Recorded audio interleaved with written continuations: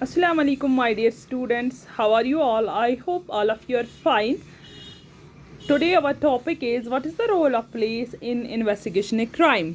जैसे कि हमने लास्ट लेक्चर में पढ़ा my dear students, जो चैप्टर है उसका नाम है understanding our criminal justice system, class 8th and page number is 67 of your civics book. Today we have discuss about page number 70।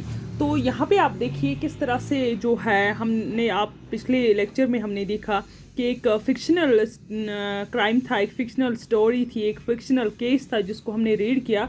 किस तरह से शांति और उसके भाई को पुलिस ने अरेस्ट किया और उन पे चार्जेस थे चोरी के। तो किस तरह से पुलिस ने इन्वेस्टिगेशन की और किस तरह से वो एक गवर्नमेंट वकील जो था किस तरह से उसकी मदद से जो है शांति जो है रिहा हो गई। तो आज हम देखेंगे what is the role of police in investigating a crime. आपने देखा जैसे मिस्टर रॉय था, किस तरह से उसने शांति के भाई को ज़बरदस्ती जो है पकड़ा, इंटरोगेट किया और उसको धमकी दी कि आप एक्सेप्ट करो कि आपकी एक फुल गैंग है, आप यहाँ पे जो है चोरी करते हो। तो जो गुनाह उन्होंने किया ही नहीं है उसको एक्सेप्ट करने के लिए पुलिस दबाव डाल रही थी। तो यहाँ पे हम देखेंगे क्या असल में पुलिस का रोल है और पुलिस जो है क्या वही डिसाइड करती है कि किसने क्राइम किया है या किसने नहीं, क्या पुलिस ही सज़ा देती है। तो यहाँ पे हम देखेंगे फर्स्ट ऑफ ऑल कि पुलिस का क्या रोल होना चाहिए इन्वेस्टिगेटिंग क्राइम।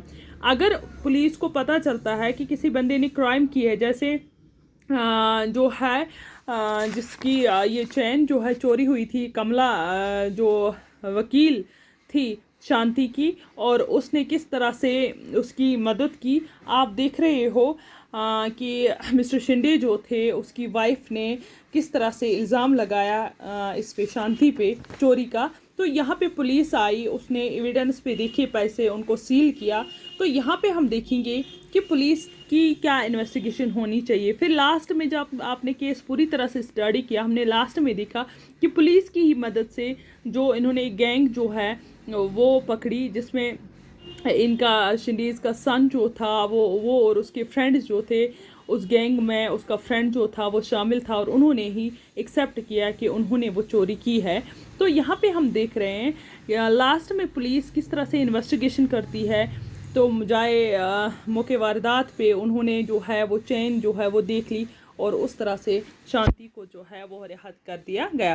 तो यहाँ पे हम देखेंगे अगर कोई क्राइम्स ऑन स्पॉट, कोई डेथ आपने देखा होगा फिल्मों में या सीआईडी आप देख रहे हो, किस तरह से पुलिस स्पॉट पे पहुँचती है, उस एरिया को सील करती है जहाँ पे चोरी हुई होती है या जहाँ पे मर्डर हुआ होता है, उस एरिया को सील किया जाता है, वहाँ पे इन्वेस्टिगेशन की जाती है, एविडेंसेस कलेक्ट किए जाते हैं।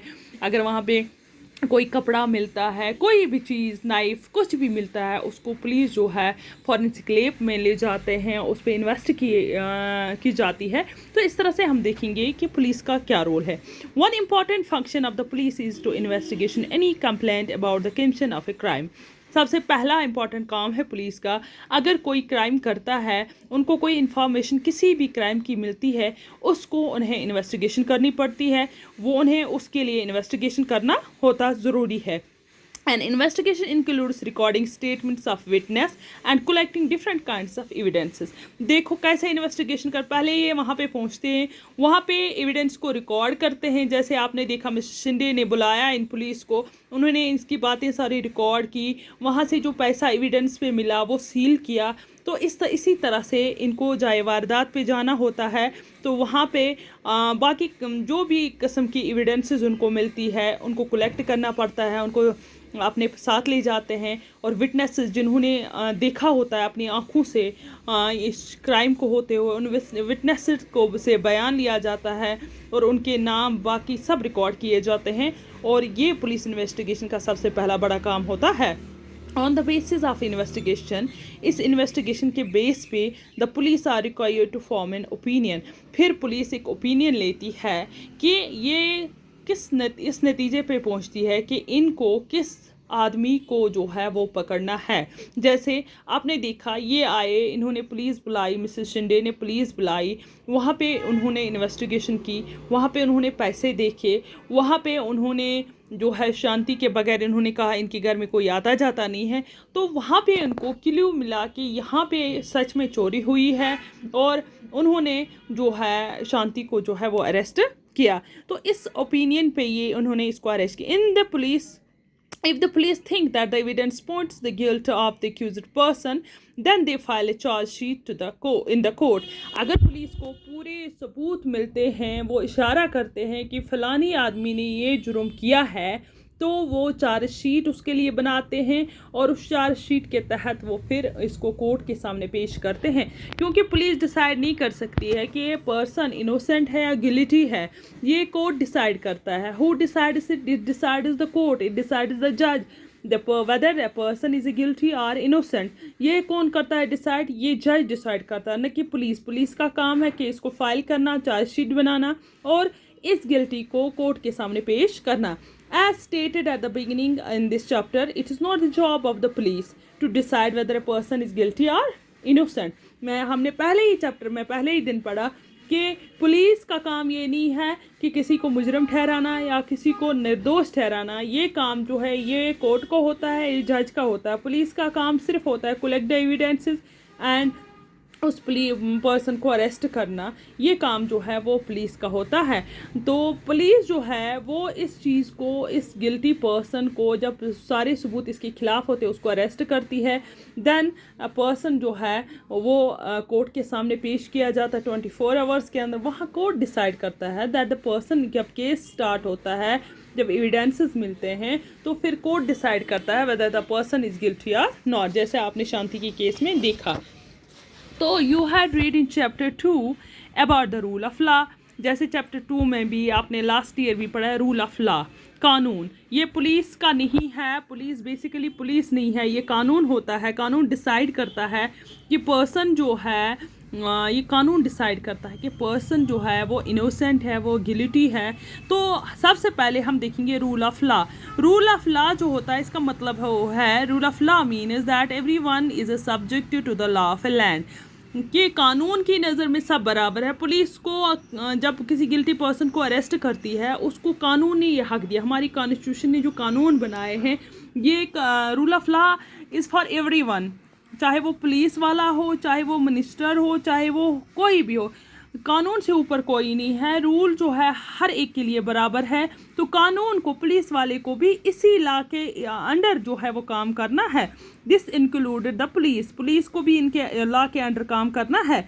Therefore, police investigation always have to be conducted in accordance with law and with the full respect for human rights. देखो, इसका मतलब है पुलिस अगर अपना काम कर रही है, पुलिस को भी अपना काम जो है कानून के दायरे के अंदर करना है, उसको लॉ नहीं तोड़ना है, उसको ह्यूमन राइट्स जो हमारे कॉन्स्टिट्यूशन ने हमें राइट्स दिए, ह्यूमन राइट्स जिनको वो इंसानी हुकूक दिए हैं, तो उनका ख्याल रखना है। इसको ज़्यादती नहीं करनी है। जहाँ पे आपने देखा मिस्टर रॉय ने बहुत ज़्यादती की शांति के भाई के साथ, जैसे सुशील जिसका नाम था, उसके साथ बहुत ज़्यादती की, उसको 2 दिन रिमांड रूम में रखा, उसके साथ मारपीट की। तो ये बहुत नाइंसाफ़ी हुई। कानून उन्होंने अपने हाथ में लिया, तो ये कोई अच्छी बात नहीं थी। तो यहाँ पे पुलिस को अगर काम करना है in accordance with the law, और फुल रिस्पेक्ट देनी है ह्यूमन राइट्स को, कि इसको ह्यूमन राइट्स वायलेट नहीं करनी है।